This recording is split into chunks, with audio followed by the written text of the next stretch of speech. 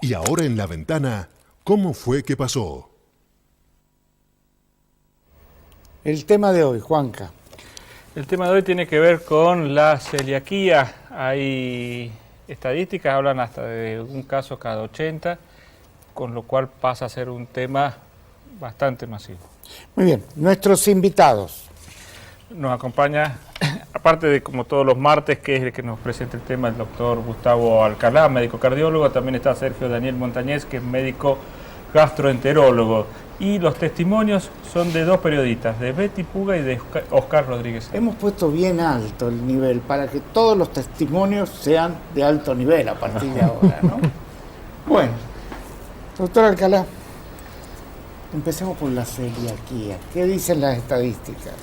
Y lo consideramos un tema importante por 4 motivos. Primero, porque hay cada vez más casos. Hay muchos más casos en los últimos 50 años y hay más diagnósticos en los últimos 10. Es una enfermedad con síntomas que a veces desaparecen y que no son tan fáciles de diagnosticar, pero lo más importante es que aparte de que en San Juan haya que lavarse las manos, vacunarse contra la gripe y conducir por la derecha, hay 7.000 a 10.000 celíacos, el 80% no tiene diagnóstico. Entonces ese es el punto en donde, como los criterios diagnósticos han variado hace relativamente poco, y como necesita bastante y buena comunicación entre el profesional y el paciente para llegar a un diagnóstico, es que nos parece que esta enfermedad merece que se conozca más, pero con fuentes confiables, porque en este tipo de enfermedades también hay mucho Alberto Olmedo resucitado, hay mucho Mano Chanta. Entonces es clave, e incluso en este tipo de enfermedades donde uno se somete a una dieta para ver si mejora o empeora, existe la causalidad y la casualidad. Y como el periodo suele ser 6 meses, a veces en 6 meses me mejoro, pero no tengo esa enfermedad tampoco, me iba a mejorar igual. Entonces es una enfermedad que requiere un poco más de detalle, que no da solo para una charla de café con un amigo. El amigo no va a hacer el diagnóstico. Ahora, doctor Montañez, es una enfermedad que no le debe interesar mucho a los laboratorios, porque no se cura con medicamentos, ¿no? Tal cual, solamente con la dieta libre de gluten estricta, uno debería mejorar, según las estadísticas, en 2 semanas los síntomas. La elevación de anticuerpos, que es uno de los diagnósticos, ¿sí? o de los que uno se vale para hacer el diagnóstico, puede mejorar en el lapso del año o año y medio. Y la histología, que es lo que nosotros como gastroenterólogos endoscopistas buscamos a veces en las biopsias, puede tardar un poco más de tiempo, 2 años, un poquito más. Pero con 2 semanas de hacer una dieta estricta, el paciente mejora. Ahora, yo me imagino que debe ser, porque lo sé. Tuve un primo de niño que detectaron este problema, y lo que es en un niño que le prohíban todo, ir a cualquier cumpleañito no podía ir, ¿no? Sería bueno que comenzáramos con algunos testimonios. Bueno, Betty Puga, hola, bienvenida. buenas noches. ¿Cómo les va? ¿Cómo andan? Buenas noches. La vez pasada el testimonio que brindaste fue realmente muy importante, pero hoy vamos a empezar por Betty. ¿Cómo se detecta esto y a qué edad empezó en tu caso? A mí me lo detectaron cuando tenía 36 años, ya hace 20 años. No digas no me molesta, los tengo bien vividos. No era tan común en San Juan. Empecé, con varios síntomas. Sobre todo esto lo que produce es una diarrea, pero no tiene que ver como cuando algo le cae mal a uno, sino que es como una alergia, como empezar a estornudar, es inmediato y se elimina mucha cantidad de agua. Y yo no me daba cuenta que era la alimentación, porque a veces estaba bien y a veces no. Entonces pasé por diferentes médicos que me decían que era colon irritable, que era algún problema de algo que había comido que me había caído mal, hasta que después de por lo menos 3 o 4 meses fui al gastroenterólogo, me siento y le explico al doctor Carlos Rosales, me dice, sos celíaca. Digo, nunca en mi vida he tenido problemas. ¿Qué es lo que hizo? ¿Una biopsia? No, me lo dijo simplemente sentado así en su consultorio, me dijo, sos celíaca. Le digo, nunca en la vida he tenido un solo problema, siempre fui muy flaquita, casi raquita de flaca. Pero me dice, mira, podemos hacer 2 cosas. Yo te doy una alimentación por 15 días o hacemos una biopsia. Entonces le dije, ¿qué es más rápido? Me dice, la biopsia. Mientras tanto, hacemos el tratamiento. Me hicieron la biopsia e inmediatamente dio que tenía todas las vellosidades del intestino atrofiadas. No obstante eso, y sería bueno que acá los doctores lo expliquen, hay que hacer, creo que son 4 marcadores, además de la clínica, de la biopsia, del diagnóstico, y creo que es el tema de las alergias, de la inmunidad, sería del sistema inmunológico. Y bueno, hice los 4 marcadores y sí, y con la dieta mejoré, pero igual yo tenía grado 2 de desnutrición cuando me lo descubrieron. Fue muy complejo volver a asimilar la comida. En ese momento empecé a entender que en realidad la comida era nuestro nutriente, porque yo hasta ese momento comía porque había que comer, pero no tenía conciencia de lo que significaban los alimentos. Y fue complejo porque no podía comer nada de aceites, nada de grasas, solamente, por ejemplo, comía zapallo, zanahoria, 100 gramos de carne vuelta y vuelta sin nada de aceite, cuando merengues por el tema preparados con la clara del huevo por los nutrientes, y como a los 4 o 5 meses empecé a incorporar, por ejemplo, quesos descremados, pero eran todo por porciones, por ejemplo, medio cassette de música. Los cassettes viejos pero Betty, vamos primero, ¿cuándo te detectan esto? ¿Fue más o menos rápido que te dicen, no, es un problema de la alimentación, o pasaron años? En mi caso fue entre 4 y 5 meses hasta que fui al gastroenterólogo. Desde que apareció por primera vez. Desde que apareció por primera vez. Antes jamás había tenido ningún síntoma. Bueno, veamos con Oscar cómo fue la detección. Y en mi caso, muy rápido el de Betty, 5 meses. Yo estuve 1 año y 8 meses pasando de especialista en especialista para lograr saber qué tenía. Me empezaron tratando por cáncer de piel hasta que terminamos en un diagnóstico que era celiaquía, porque mi problema era que pasaba de estreñimientos severos a diarreas. Así llevé mucho tiempo. Pero bueno, soy muy quesero, me gusta mucho el queso, entonces bueno, yo le echaba la culpa a que me estreñía a consecuencia del queso. Así bueno, hasta que empecé con el problema de que me empezaron salpullidos en todo el cuerpo, que el doctor Montañez con la doctora Carrizo fueron los primeros que empezaron ahí a evaluar, hace más o menos 6 años atrás, doctor, de esto. Y bueno, y las ampollas, esas ampollas se me reventaban, era un líquido, o sea, me salía como una agüita que era pegajosa. Y bueno, y a consecuencia de eso, en ese año y 8 meses, la doctora Peliche, que fui recomendado por una colega nuestra que me decía, bueno, anda a la doctora a ver si es algo de alguna infección. Me dijo, anda a la doctora Batistela, que es la dermatóloga. Dije, ¿para qué? Para que me diga que la cuestión es que le hice caso, me hizo que me quedara en una camilla en calzoncillos nada más, con la lupa empezó, y cuando estaba a la altura del pecho y el cuello me dijo, ¿en tu familia hay un celíaco? Le digo, hace 2 meses se lo descubren a mi papá a consecuencias de una anemia crónica que no se la podíamos levantar con nada, ni con inyectables, ni con medicamentos, ni con nada. Entonces me dijo, sos celíaco, me mandó a la doctora a hacer la biopsia, la doctora Batistela, y bueno, y ahí salió dermatitis herpetiforme. Inmediatamente a la gastroenteróloga, la doctora Carrizo, y ahí fue cuando empecé también que entre los dos me miraban ese día que estaba en el consultorio allí en el Marcial Quiroga. Bueno. Un dato interesante. Sí. Si hay 7.000 a 10.000 sanjuaninos y 80% sin diagnóstico, empecemos por los familiares de los diagnosticados. Claro, pero veamos este caso. 2 meses antes le habían detectado al padre. ¿Cómo se transmite del padre al hijo? No se transmite. No. No, hay una predisposición genética, pero para poner números que muestran que no se transmite, 1% de la población general lo tiene. Ahora, si tengo un hermano, tengo 20% de chances de tenerlo. Y si es un familiar un poco más alejado, puedo tener 10% de posibilidades. Si tengo diabetes tipo 1, también tengo más posibilidades. Como no podemos salir a buscar a la Bartola, conviene comenzar por los familiares, porque tenemos mejores chances. Y hay veces que lo que ellos dicen es cuando tuvieron más síntomas, pero a lo mejor tuvieron un largo periodo, como el padre con anemia, sin diagnóstico. Exacto. Y en general el paciente empieza a contar desde que es consciente de la enfermedad, no desde que empieza a sufrir y que su calidad de vida se deteriora. Hay una pregunta en esto. ¿Por qué se está duplicando cada década o cada 15 años la cantidad de celíacos?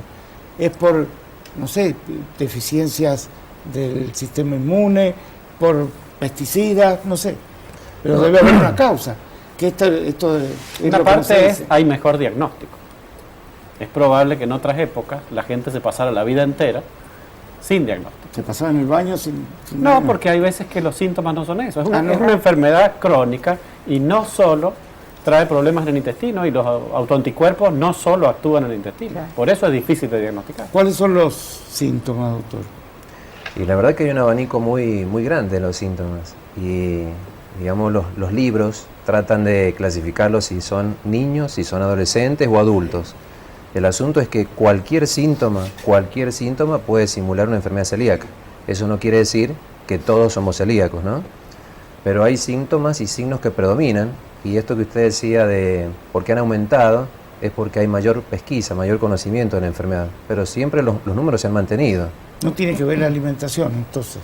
No tiene que ver, porque en realidad siempre se ha comido pan o siempre se ha ingerido gluten, pero ahora lo que hay es un mayor conocimiento, una mayor sospecha. Lo que hay mayor es estudio y asociaciones con ciertas patologías autoinmunes, esto que decía Gustavo, de la sospecha en los familiares de primer grado, de segundo grado, si son mellizos.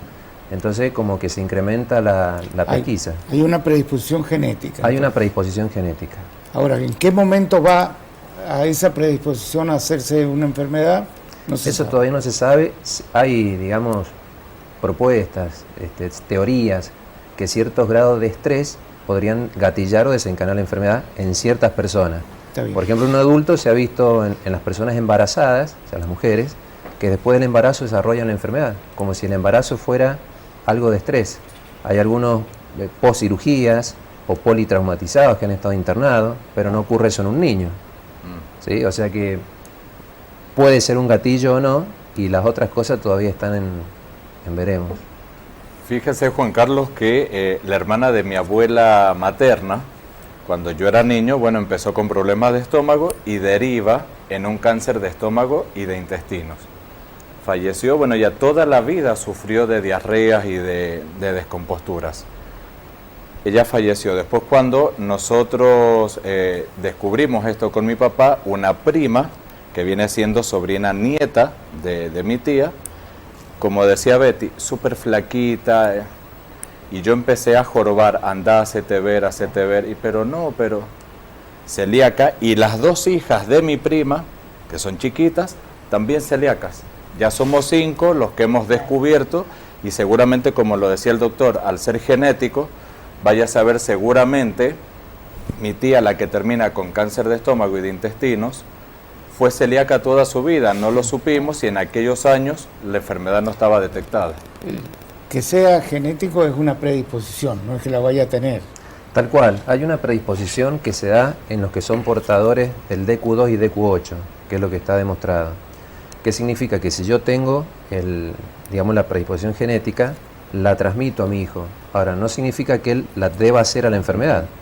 Es más, cuando nosotros hacemos o sospechamos la enfermedad, tenemos 4 patas, que es la clínica del paciente, los síntomas y los signos, los anticuerpos, ¿sí?, que después podemos hablar, la endoscopía con la biopsia y esta predisposición genética, que es la pesquisa del que es la primera y la más fácil. Claro, si, no, si se tiene, en ¿no? realidad es la última, la que uno se vale, porque como es un método muy caro, uno no va a ir a hacerle patrones genéticos a todo. está bien. Siempre se vale de los otros, y cuando hay duda, uno se vale del DQ2 y el DQ8.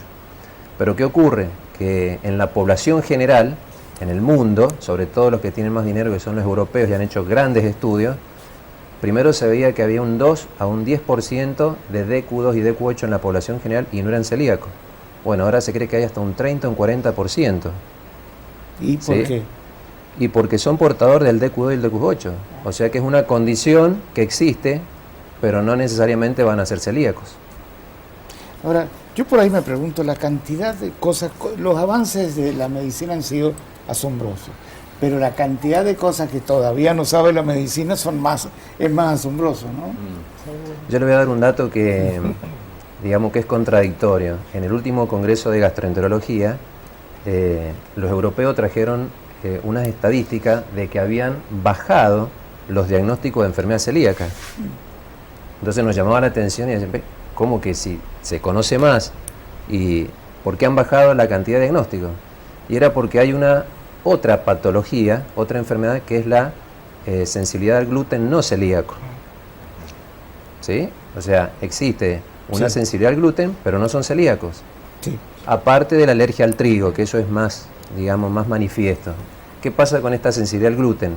Yo la padezco, ¿bien? Entonces, dejo de comer pan, dejo de comer harinas, dejo de tener contacto con el gluten. Deja de hincharse uno. Claro, me siento mejor. Ahora, si mi hermana, que es celíaca, ¿sí?, me va a generar a mí la necesidad de que el médico me pida el anticuerpo, me va a dar negativo. Entonces ya soy un subdiagnosticado de enfermedad celíaca porque yo personalmente dejé de comer las harinas porque me hinchaba y me cae mal.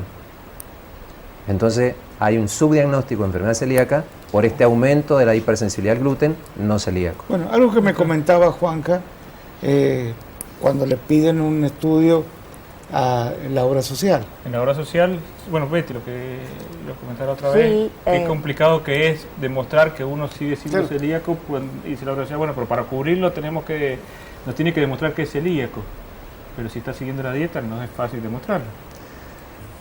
Lo que pasa es que en los Salvo niños, que por coma ejemplo, el pan y que lo Claro. demuestre. No sé, pero parece un poco raro, ¿no? Exacto. actualmente lo que la obra social necesita es una biopsia que lo diga.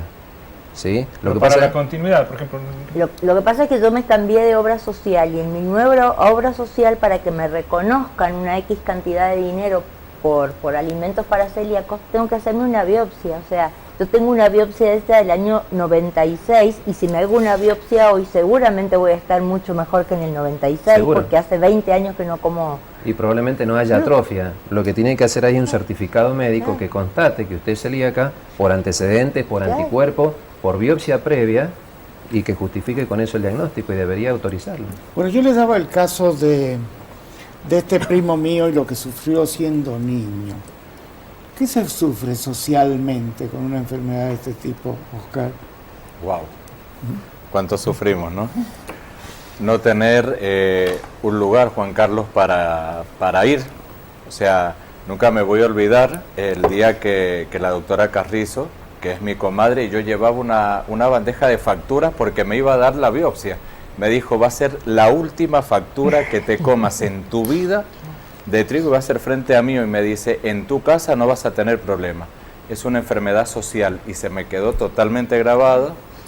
Y es así, no tenemos un lugar para ir a comer absolutamente nada, porque son contados con los dedos, serán 3, 4 lugares, que siempre no hay menú, por lo general me ha pasado, sí, preparamos, pero no tengo, ¿qué me podés preparar? Terminamos comiendo lechuga, tomate, huevo duro, ¿Y qué quizás pasa si una utilizan zanahoria el cubierto? rayada. También. no, porque el Eso problema es no solo es la contaminación cruzada. lo La que comen, contaminación sino cruzada. El contacto. que la cocina esté separada de lo que se cocina con las TAC, digamos. Exacto. De hecho, a mí me pasó, nos hemos juntado con nuestros compañeros de trabajo para festejar el 1 de mayo y se les ocurrió hacer el juego del amigo invisible. Entonces había que llevar una golosina.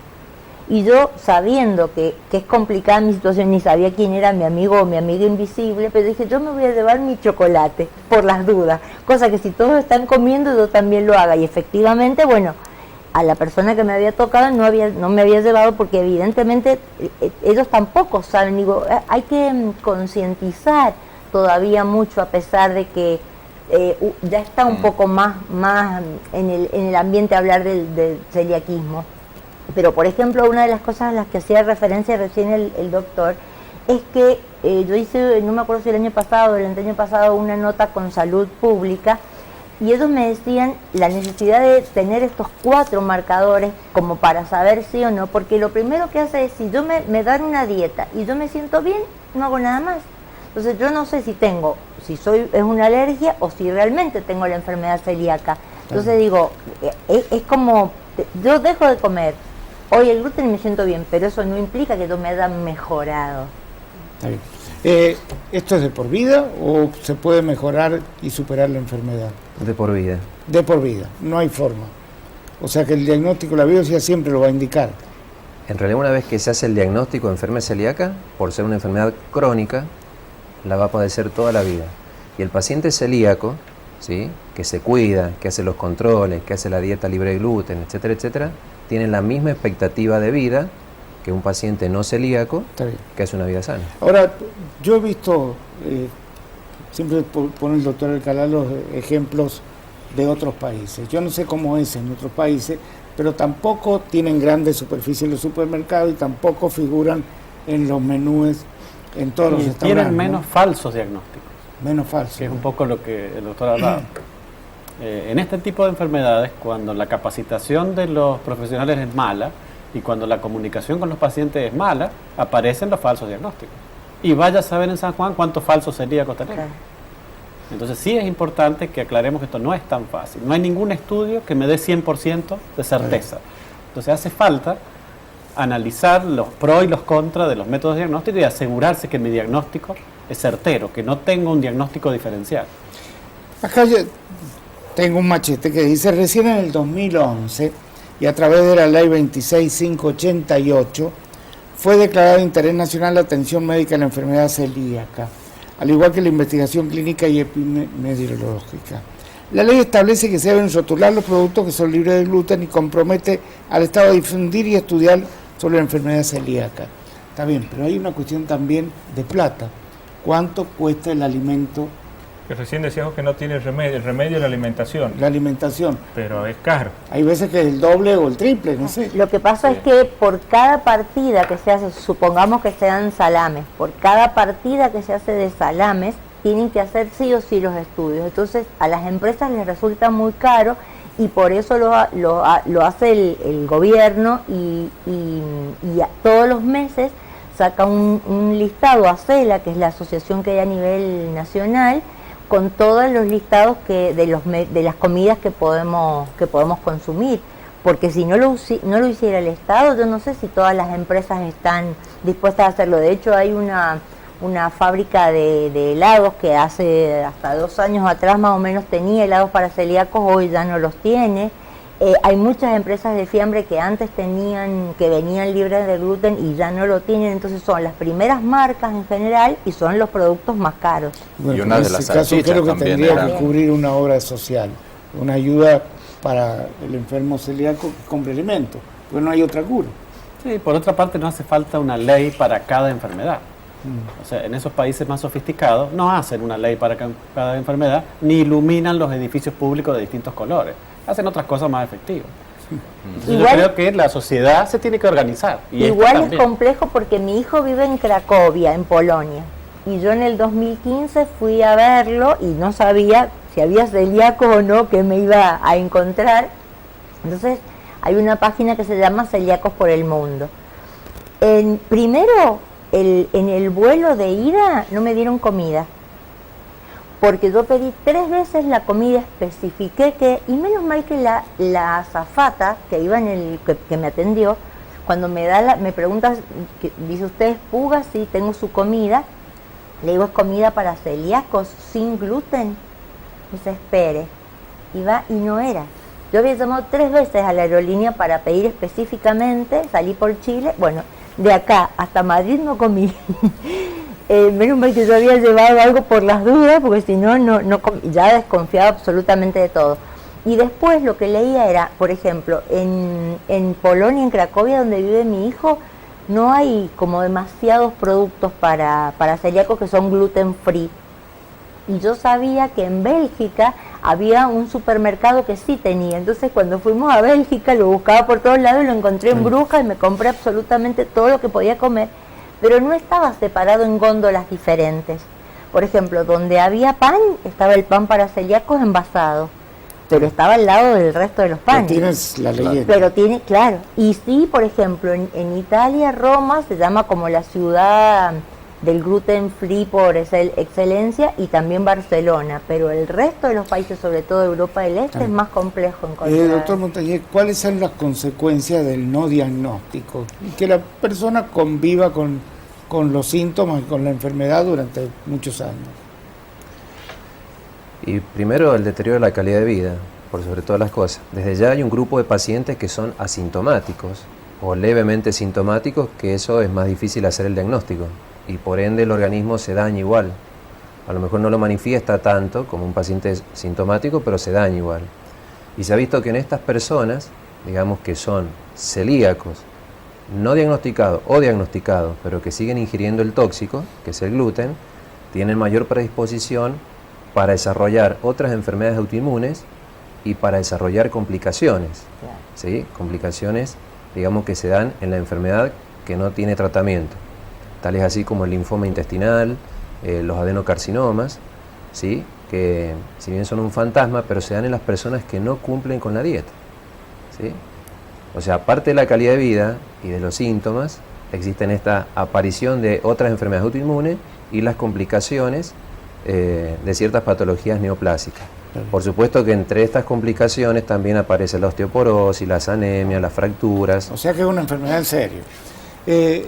¿Puede haber un falso diagnóstico o no? Sí. A ver, en los grandes centros, yo por ejemplo cuando estaba en Buenos Aires, que estudiaba ahí, hacíamos una rotación en el Hospital Udaondo. El Udaondo, digamos, es el hospital de gastroenterología por excelencia y donde tiene un área de enfermedad celíaca, donde tiene un patólogo que ve solamente celíacos y una nutricionista que ve solamente celíacos. Muchas veces llegan biopsias de otras partes de Buenos Aires, del país, donde están sobrediagnosticados o subdiagnosticados. Claro. Como decía recién Gustavo, o sea, no es para cualquiera, uno tiene que tener la sospecha, estudiar bien. El paciente celíaco no es un paciente para 4 minutos en el consultorio, ni del clínico, ni del gastroenterólogo, ni del nutricionista. Pero digamos, cuando le hacen una biopsia, ¿eso es terminante? Generalmente sí, hay, digamos, grados de atrofia, ¿sí? Yo creo que si se hace una consulta general, comer pan en exceso, produce hinchazón, es bueno, es malo, yo creo que el 90% va a decir, no es bueno, me siento mejor cuando como poco pan. Ahora, si una biopsia dice, no, es otro. Claro, por eso le digo, porque hay grados de atrofia. Los grados 1, 2 y 3. El 1 lo puede tener cualquier otra enfermedad aparte de la enfermedad celíaca. El grado 2, que es March, estamos hablando de una clasificación de March. El grado 2 es más fácil que uno sea celíaco, pero también hay otras enfermedades que hay que descartar. Y el grado 3, si bien ya cuando uno tiene atrofia total, dice este es celíaco y le pone el sello, hay otras patologías que pueden simular una atrofia terminal o total y no ser celíaco. Generalmente lo son, pero bueno, como que uno se vale ciertos recursos para hacer el diagnóstico de certeza. Y lo que decía recién del pan, el pan de por sí hincha, Claro. ¿sí? Hincha por un lado al celíaco, al sensible al gluten no celíaco, al alérgico al trigo, y hay una nueva entidad desde hace 2 o 3 años que son los FODMAPs, que es una sigla en inglés, pero significa oligosacáridos, disacáridos, monosacáridos y polioles fermentados. O sea, ahí está la sacarosa, la lactosa, la maltosa, la sucrosa, todos esos componentes elementales que también tiene el pan y otros alimentos y que inflaman.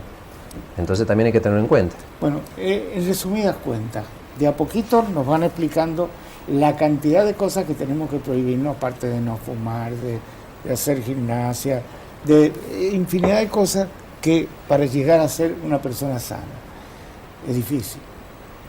Pero hay que buscar el ejemplo de esos países que nosotros decíamos que eran aburridos, como de la Rúa. Sí, pero yo he visto en Pero no Estados son Unidos aburridos, la pasan bomba. Yo he visto Y uno, tienen uno- dinero para visitar muchos otros países. Cuando vos sos un país ineficiente, que cree en la difunta Correa como No, tu está sistema de salud y te va mal. Sí, pero yo he visto en todos los países también tipos inmensos comiéndose atracones. Bueno, hay de todo en tipos todos lados. En Italia, por ejemplo, que le prohíban las pastas. Claro. Debe ser difícil. Nace con las pastas. Sí, lo que pasa... Y discuten que no hinchan, que no engordan, que no... Discuten a muerte, ¿no?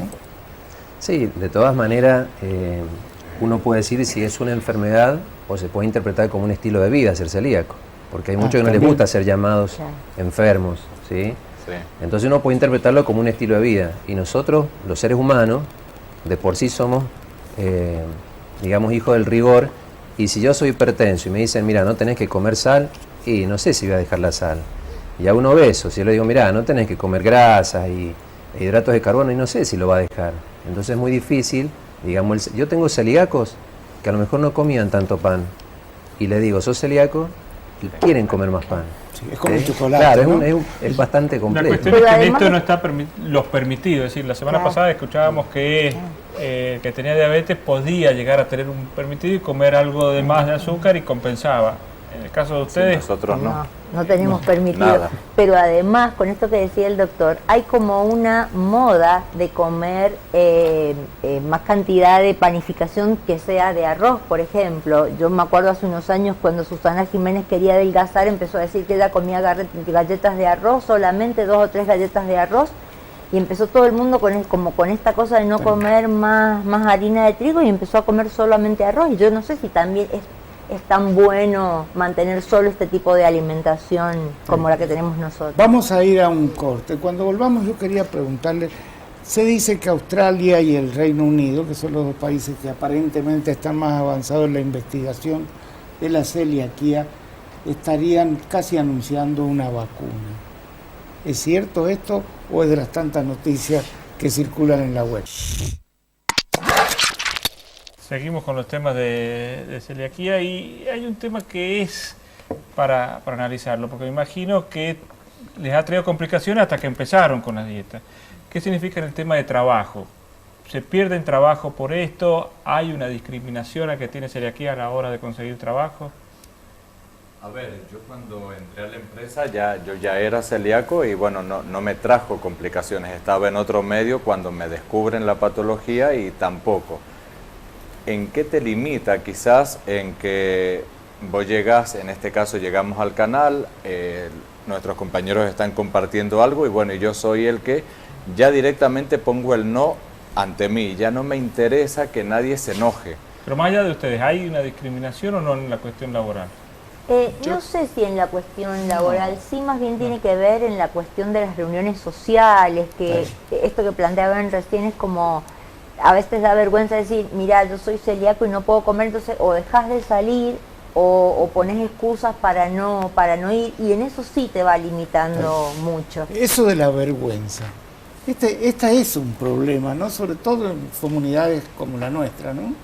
Donde hay mucha vida social, pero todos tenemos miedo a decir tenemos tal enfermedad. En realidad tenemos demasiada pasión por ser homogéneos. En otros lugares, si aparece un turista para salir del tema salud, tratan de aprender. En San Juan tratamos de defendernos, que no vaya a contaminar nuestro modo de vida, que es tan genial. Y eso pasa en las enfermedades también. Entonces, en otros lugares, al que tiene una enfermedad tratan de integrarlo. Acá tratamos de criticarlo. Y si lo podemos hacer a un lado, también nos gusta eso. Yo creo que eso no tiene que ver con los temblores. Es una característica que tenemos que desterrar. O vamos a seguir igual. Está bien. Bueno, ¿y por qué un celíaco tendría problemas? Supongamos. ¿Hay algún restaurante para celíacos exclusivamente? No. Exclusivamente no. ¿Y son confiables los que dicen que pueden preparar comida para celíacos? En lo personal, Juan Carlos, me ha pasado que he ido a comer. En una ocasión me fue muy bien porque llegué a mi casa fantástico, dormí perfecto, me levanté genial. Y en otra oportunidad llegué a mi casa casi descompuesto, terminé de subir las escaleras del departamento, la descompostura encima, toda la noche con diarrea y vómito y al otro día partido al medio que no me podía mover. Y en los dos casos habían vendido como apta Y en para los dos celíacos. casos había ido al mismo lugar y era comida en teoría apta para celíacos, pero ahí está esto que no tienen las dos cocinas, entonces ellos me dicen, elaboramos primero los platos para los celíacos y después elaboran el resto de las comidas. Y ahí viene el tema de la contaminación cruzada, lavaron bien los utensilios, las ollas estaban bien limpias, las bandejas, es todo un tema. ¿La limpieza cómo es?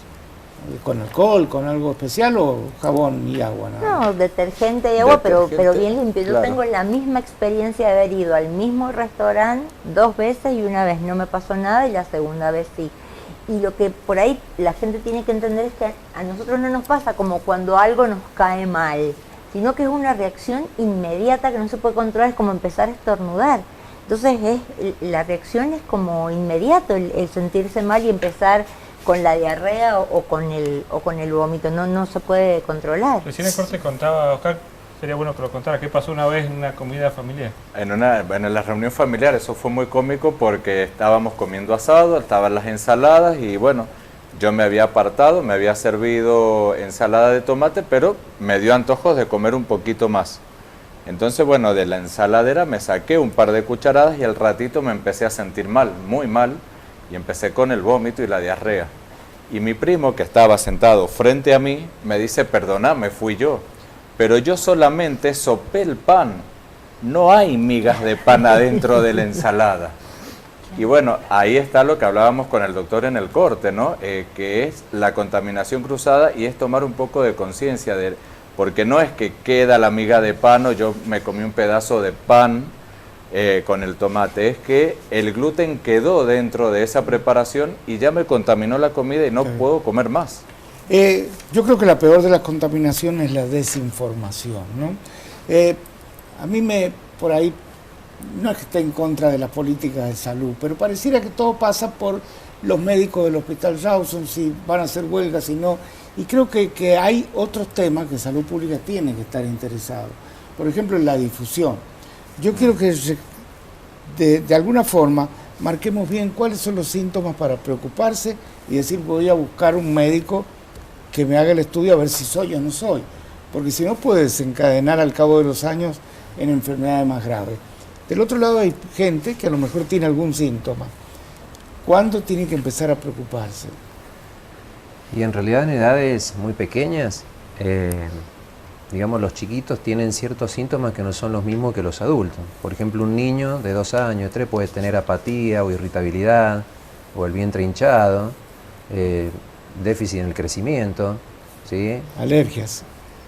Sí, predisposición para las alergias. Por ejemplo, un adolescente, la nena puede tener retraso en la menstruación, también disminución de la talla, puede tener también síntomas que pueden ser constipación o diarreas, también puede tener una alteración, digamos, en el estudio por esta irritabilidad, no van bien en la escuela.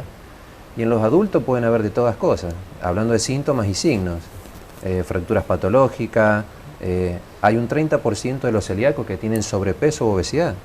O sea que uno espera encontrar un celíaco desnutrido, malnutrido y no, también hay que sospechar en los que tienen sobrepeso. ¿Cómo juega acá la depresión? ¿La depresión es causa de celiaquía o la celiaquía también es causa de depresión? No, la depresión, digamos, es uno de los síntomas que uno va a sospechar que el paciente pueda ser celíaco. Así como yo recién le hablaba de la infertilidad o los abortos a repetición, cuando encontramos una persona depresiva o con trastornos neurológicos, vamos a sospechar la enfermedad. Pero se pueden dar dos cosas paralelas. Y está asociado también a la diabetes, por ejemplo, hay celíacos que son diabéticos. Diabético también. tipo 1.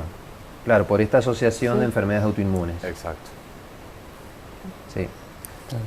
Bueno, ¿y cómo lo han enfrentado este problema los países más avanzados? Y se organizan mejor los pacientes y se organizan mejor los servicios de salud, que algo el doctor ha contado. Tiene que haber para ciertos casos dudosos una escala, como ocurre en otras cosas. Si yo, saliendo de la medicina, pesco un talento en deporte, depende de qué deporte, va a ir a ciertos lugares. En las enfermedades más comunes, en San Juan se ha hecho una especie de conexión con otras provincias. Entonces estamos subsidiando la salud de otras provincias. Regionalizar es una cosa, derivar todo a Buenos Aires es una política que de federal no tiene nada y que nos condena a una salud de segunda, que es la que tenemos hoy. Entonces lo primero que hay que hacer es desarrollar servicios de referencia en esta provincia para varias enfermedades que superan el 0,5% de la población. Y estadística creíble, ¿no? Yo no sé si se informa siempre estos casos. Los enterólogos tienen que informar las cantidades celíacos. Sí, en este programa nacional que bajan, digamos, directivas a todas las provincias, nosotros tenemos un registro de pacientes celíacos a través de yo trabajo en el Hospital Marcial Quiroga y tanto los del Rawson, bueno, en realidad toda la red tiene la obligación de testear los anticuerpos en los pacientes sospechosos y eso va a un solo laboratorio que si da positivo entra en un registro provincial y nacional. Y si le hacemos la biopsia igual. Pero ¿qué Está- pasa con la atención, digamos, particular? Porque, por ejemplo, eso es en la red de hospitales públicos, pero está revelado el dato, relevado el dato de cuántos hay que se atienden, por ejemplo, en clínicas privadas o en consultorios privados. En realidad en la clínica privada nosotros, los especialistas, no tenemos digamos, una metodología de denuncia obligatoria.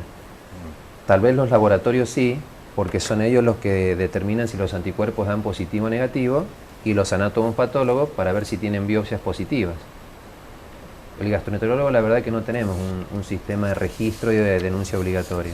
Para entender un poquito, cuando se está hablando de celiaquía es intestino. No siempre. Es uno de los lugares que afecta, pero no es el único lugar que afecta, porque al no absorber ciertas vitaminas, ciertos nutrientes, hay órganos que son muy sensibles a esos nutrientes, por eso la conexión con la osteoporosis o con la anemia. Entonces, es una enfermedad que afecta a todo el organismo. Y cuando se llama de atrofia, ¿qué es lo que significa atrofia? El intestino, para ser más eficiente, tiene como dedos de guante y así aumenta la superficie que absorbe. Sería peor un intestino menos eficiente si fuese un Claro. patio de baldosa. Esas vellosidades normales, por el daño, se atrofian. Aunque eso no es tan categórico como lo explicó bien el doctor. ¿Qué pasa con la higiene personal, la higiene corporal? Porque me imagino que la piel que cubre todo el cuerpo Y en mi puede caso, ser por ejemplo, ámbito de contagio. Claro, en mi caso que yo tenía todo mi cuerpo lleno de llagas y de ampollas cuando empecé, que me detectan la enfermedad. Bueno, era todo con jabón neutro, el jabón neutro de lavar la ropa y jabón de glicerina nada más. Y bueno, a partir de ahí a tener cuidados de los jabones que sean aptos, del champú que sea apto, porque la piel absorbe también por ahí. Entonces me dicen, ojo, a tener cuidado. Y bueno, intento cuidarme también desde ese lugar.